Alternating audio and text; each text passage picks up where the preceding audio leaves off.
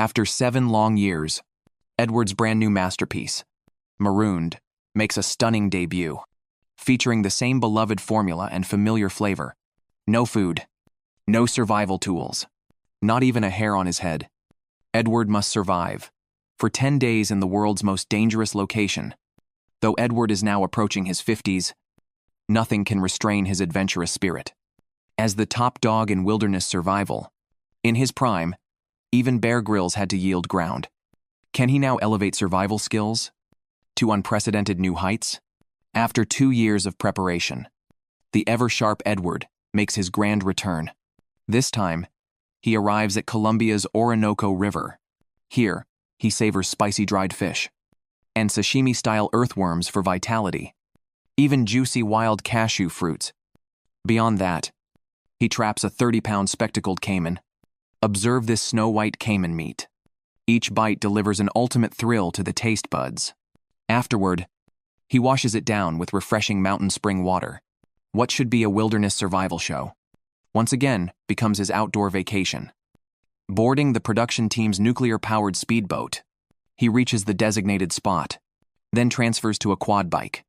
Before the vehicle fully stops, Edward eagerly strips off his shirt. That familiar sensation instantly washes over him. After a brief farewell to the driver, this episode's challenge officially begins. Scouting his surroundings after landing, he sees only flat terrain and one barren mountain. Edward plans to climb it for a vantage point. But traversing this overgrown terrain requires caution. You never know what might emerge beneath your feet. Sure enough, Edward spots a diamondback rattlesnake ahead. This creature is notoriously called the Widowmaker in the wild. Avoid it unless absolutely necessary. After arduous trekking, Edward finally summits the mountain. Using a drone to survey the terrain, he spots an oasis in the distance. Undoubtedly, more survival resources await there. But after the grueling journey, Edward's energy is nearly depleted. With less than an hour until nightfall, he must wait until tomorrow. Noticing a cactus fruit nearby, Edward cracks it open with a stone, revealing snow-white flesh inside. Its texture resembles cucumber. The pulp quenches thirst and provides substantial carbohydrates. Night falls swiftly. Edward spends the night on a rock. At dawn the next day, Edward packs and heads toward the oasis. Just downhill, he finds wild sugarcane. Chewing audibly, he replenishes minimal sugar reserves. He must accelerate his pace, because wildfires recently erupted here, spreading toward him at alarming speed. Slowing down risks being engulfed. While monitoring the fire's movement, after 2.5 hours of trekking, he successfully reaches the oasis. Here, he discovers the water source he craved. Without hesitation, he gulps down mouthfuls, filling his stomach with liquid. Considering the proximity to the fire zone, he decides to float downstream, seeking safer ground for camp. His backpack provides buoyancy, conserving significant energy. After drifting downstream for over 10 minutes, Edward spots a fruit tree on the bank. Ashore, he finds numerous peach palm fruits. Their taste is slightly astringent, likely unripe, but their vitamin C content dwarfs beef by dozens of times. He gathers over 10 for the journey. After drifting several more kilometers downstream, Edward had been submerged in water for 4 hours. It was time to establish camp. Reaching a river confluence, he spotted numerous small fish in a pool, making him drool with anticipation. Without delay, he constructed a fishing trap, using locally abundant bamboo for the frame, then gathered vines, serving both as weaving material and an occasional back scratcher. Weaving the trap took hours. By nightfall, Edward hadn't completed it. He temporarily abandoned the task. To build a shelter, arranging branches into a perimeter, their sharp spikes deterring predators. On the third challenge day, Edward spent the morning finishing the fish trap. Using collected peach palm fruit as bait, he placed it where fish frequented, then waited. 50 minutes later, he inspected the trap, finding not a single scale. Diagnosing the escape hole as too large, he inserted wild grasses above the opening, resubmerged it, waited another hour, still empty-handed. Clearly, Resources here were scarce. Staying meant starvation. He resolved to relocate. Analyzing earlier drone footage, he knew crossing the central plain led to another oasis, with daytime temperatures scorching. To protect his delicate skin from sunburn, he decided to travel at night.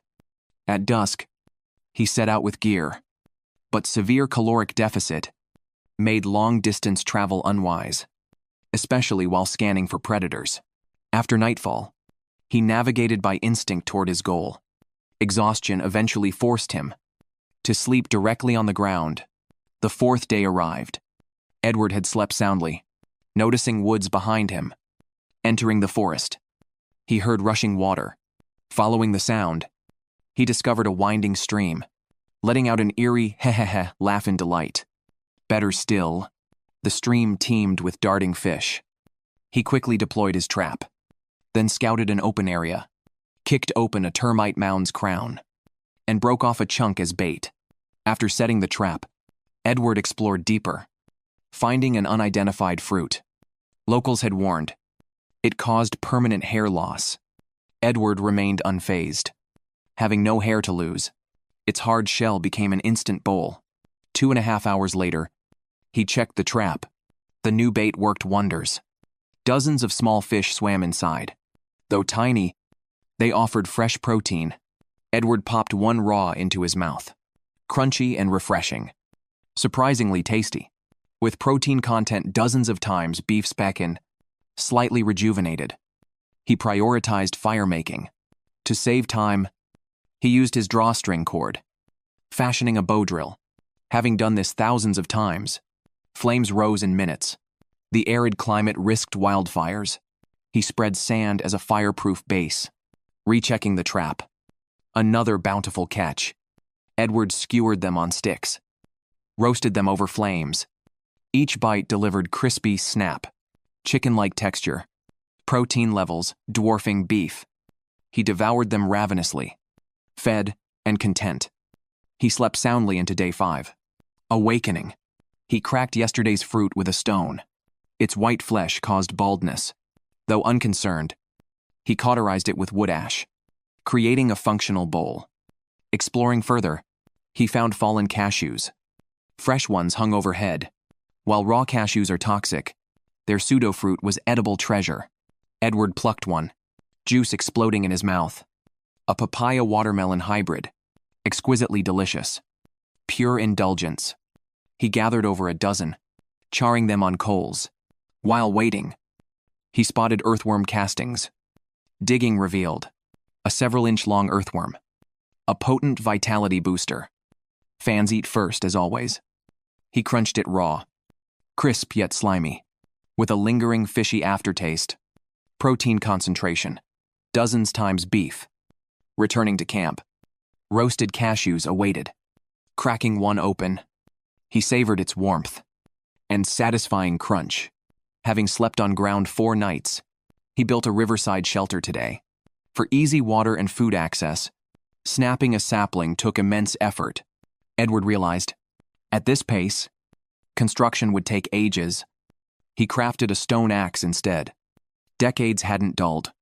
His craftsmanship, a serviceable tool, emerged swiftly. Resuming chopping with confidence, he finished the bed before dark, testing its comfort. He chuckled that eerie, finally proper sleep. But midnight noises startled him. Alone in wilderness, he feared becoming some predator's midnight snack. After spending a nervous night, he rose at dawn, first snacking on daily nuts, then using his own clean hands to squeeze a cup of fresh juice, nutritious and appetite-whetting. To identify last night's disturbance, he headed toward the noise source, mounting a motion-activated camera on a tree. With his fish trap providing sustainable food, Edward decided to diversify his diet today. Launching his drone, he spotted a swamp downstream, likely rich in resources. On the 7th day, Edward retrieved the camera footage. The sight startled him. A cougar had prowled before the lens. Though cougars lack human predation records, vigilance remained essential. After calming down, he ventured toward yesterday's swamp, hiking a kilometer downstream. At the water's edge, He spotted a mata-mata turtle, unfortunately protected locally. Elsewhere, Edward would have turned it into a feast. Continuing along the shore, his 20/20th vision soon detected a crocodile, beside clear drag marks, indicating substantial size. A trap here might snare a cayman.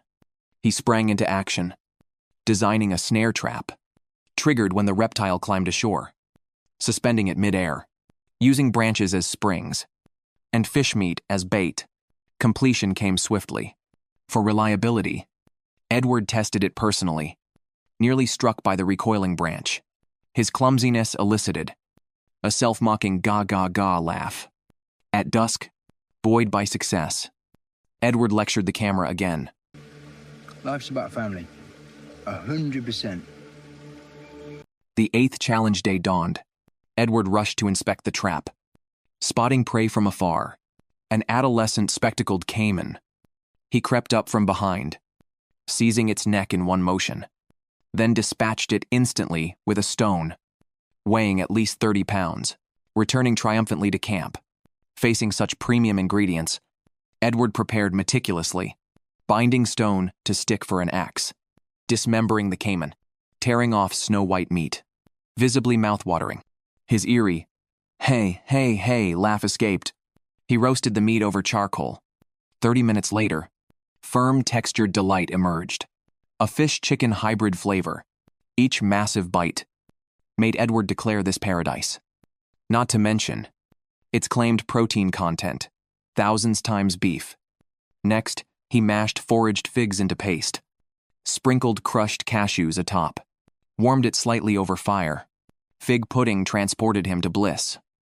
Undeniably, after 7 years, Edward's solo wilderness return shows fewer hairs but undiminished skill.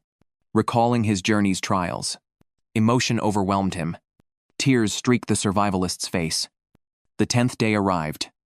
Departure day. First, a river bath, then packing his gear, including the handmade fish trap, he headed to the extraction point. As the luxury yacht approached, his Colombian odyssey concluded successfully. Everyone says survival in China means starving 9 times in 3 days. But this time Edward shattered that curse. In Guangxi, his meals never repeated, featuring crispy crickets with tender insides, sweet wild fruits, even onion and taro stewed with snails, creating snail stew without noodles. Beyond that, mouth-watering lobster skewers turned this survival show into his wilderness vacation. Edward arrived at Guangxi's Guilin, renowned as Guilin's scenery tops the world. Its unique karst landscape boasts steep cliffs standing like forests, countless underground caves, and mysterious sinkholes of all sizes. The breathtaking views made short-haired, inexperienced Edward exclaim, "OMG!" Riding a local fisherman's bamboo raft, Edward soon reached the challenge site. After awkwardly thanking them in Chinese, he unpacked his gear, carrying only cameras for filming, no survival tools whatsoever, and certainly no hair. Drone footage revealed numerous monkeys, boosting Edward's confidence. If monkeys thrive here, he reasoned, surely I can too. Considering Guangxi's unpredictable weather, Edward's priority became finding camp. Without map or compass, he relied on experience to trek one direction. But traversing this dense jungle required avoiding sharp rocks underfoot. While watching for venomous snakes, locals had warned him beforehand of dozens of venomous species here. Sure enough, soon after starting, Edward spotted a dark shadow ahead. Approaching revealed a banded crate. This terrified Edward. One bite from this serpent meets meeting the creator. Not daring to linger, he hurried away. After brief trekking, Edward discovered a small cave. Inspection showed perfect dimensions, slightly damp but otherwise ideal, an absolute gem for shelter. He decided to camp here. Before dusk, Edward foraged nearby for food. After searching, he caught a cricket, tiny but calorie-dense. No need to remove head or legs. One bite released creamy insides, silky texture, putting beef to shame. Only downside, scratchy throat. After this meager meal, Edward planned to sleep in the cave, but excessive dampness forced him to sleep on open ground nearby. Dawn of day 2. Edward didn't rush onward. Instead, foraged nearby grass, seeking energy for the long trek. He found plantain grass, also called rat-tail grass. Its seeds rich in protein and trace minerals. Edward collected some with leaves. Nearby, he discovered wood sorrel, tart like lemon, paired with wild strawberries. It became instant salad, sweet sour flavors. With dozens of times beef's vitamin C, Edward devoured it in minutes. With renewed energy, he planned to make fire. Nearby bamboo served perfectly. This time attempting the fire plow method, rubbing wood to create ignition heat, recalling instructor Will. Using this technique in Ed Stafford, first man out. Edward assumed it was easy. Reality proved otherwise. After an hour of rubbing bamboo, not a single spark emerged. Frustrated, Edward snapped, ranted angrily. At dusk, survival philosopher Edward lectured the camera again. Misfortune struck doubly. As he planned to relocate tomorrow, midnight thunder erupted. Torrential rain followed. Forced by circumstance, Edward retreated into the cave for shelter. Before he knew it, it was day 3. The heavy rain had poured all night long. The terrifying temperature difference almost froze Edward half to death. The clearing where he had slept yesterday had even turned into a pond. Now all he wanted was to get out of this god-forsaken place as fast as possible. He kept his body temperature up by moving. As he pressed on, the sky began to clear. He saw some plums knocked down by the rain on the ground. Edward picked one up and put it in his mouth. One bite and the sweetness went straight to his heart. It was incredibly delicious, simply amazing. It tasted like home. Looking up, he saw many more still hanging on the tree. Perfect for today's breakfast. Edward, not satisfied after eating, gathered a large handful to take with him. He trekked all the way to the foot of the mountain. He quickly found a stream, and nearby, also discovered a towering stone arch. Such magnificent and beautiful scenery made even Edward marvel at the miraculous craftsmanship of nature. Are there any friends from Guangxi who know where this place is? You can tell us in the comments section. Edward's current task was still to find a suitable camping spot. When hungry along the way, he nibbled on roadside greens to fill his stomach. However, not all plants are edible. For example, this black fruit is called Solanum pentapetalum, Dianque. Though it looks very tempting, if eaten rashly, one would meet their maker. After walking for a while, Edward came to a bamboo grove. He picked some crisp, tender, and refreshing bamboo shoot cores. Edward ate while he traveled. Finally, after 3 hours, he saw a pomelo tree. The ground beneath the tree looked relatively flat. This delighted Edward beyond words. He decided on the spot to set up camp again. This time, he planned to push bamboo poles through the tree forks to create a roof frame. Then he would cover the top with leaves to provide shelter from wind and rain. Edward immediately started gathering materials to build it. As everyone knows, bamboo is the perfect building material in the wild. Not only is it very strong and durable, more importantly, it's ubiquitous in the South. After a busy effort, Edward quickly assembled the frame. Next, he neatly laid plantain leaves on top. A shelter capable of withstanding typhoon-force winds was now complete. Looking at the little hut he had spent half a day building, Edward was extremely satisfied. In his happiness, he couldn't help but let out a hee-hee-hee creepy laugh. With nightfall approaching, starting a fire now was definitely too late. He could only use the leftover materials to make himself a small bed. That was it for today. Before he knew it, time came to the 4th day. Edward, once again feeling the terrifying temperature difference, made lighting a fire today's top priority. However, before that, he needed to reinforce the shelter's roof a bit, to ensure the fire wouldn't be extinguished by rain later. Yet, just as he went out to look for fire-starting materials, coincidentally, he ran into a king cobra. It must be said, Edward's luck was truly something else. Fortunately, he didn't step on it. Otherwise, this show would have ended right there. This was another reason Edward was eager to make fire. After all, the vast majority of wild animals fear fire sources. This time, Edward still used the fire plow method. He scraped out some bamboo scraps with a stone flake to use as tinder. Worried that prolonged friction against the bamboo plank might injure him, he took off his underpants to use as a cushion. With everything ready, Edward formally began firemaking. As expected, a wisp of blue smoke appeared after just a short while. Edward transferred it to the tinder nest, gave it a gentle blow, and accompanied by a hee creepy laugh, he successfully raised flames. He was overjoyed. He couldn't help but hum a cheerful little tune. Nearby, he found many loquats that had fallen to the ground. They tasted pretty good, very sweet. Looking up, he saw many more on the tree, but they were all too high up. Edward found over a dozen on the ground, searching back and forth. He packed them into his pocket to take back to camp. These fruits could help Edward tide over temporarily. But if he wanted to live comfortably and well, eating only vegetables wouldn't do. So he resolved firmly. Tomorrow, he must eat meat. Taking advantage of the fact that there was still some time before dark, Edward planned to rebuild a small bed for himself. He moved several large boulders to build a stone wall. He scraped some soil into the gaps to reinforce it. Then he laid bamboo poles on top. A sturdy and durable single bed was made. He lay down to test it. It was really comfortable. Even more comfortable than a Simmons mattress. Coming to the 5th day of the challenge, brothers who regularly use hacks all know, minor peeking isn't cheating. Using a drone, Edward discovered a subterranean river flowing out of a cave on the ridge beside him, so he planned to go in and explore. He might even find some food.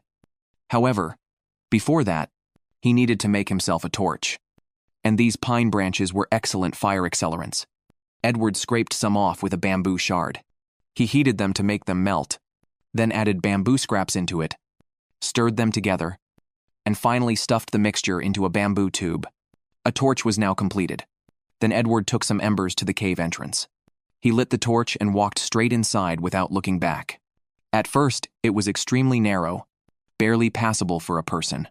After proceeding several tens of steps, it suddenly opened up into brightness. A huge sinkhole appeared before Edward. The wondrous scene drew continuous praise from Edward. However, he hadn't forgotten the purpose of this trip. Walking to the subterranean river, he discovered many freshwater snails. This thrilled Edward beyond measure. After all, these things are genuine protein. He gathered several dozen in one go.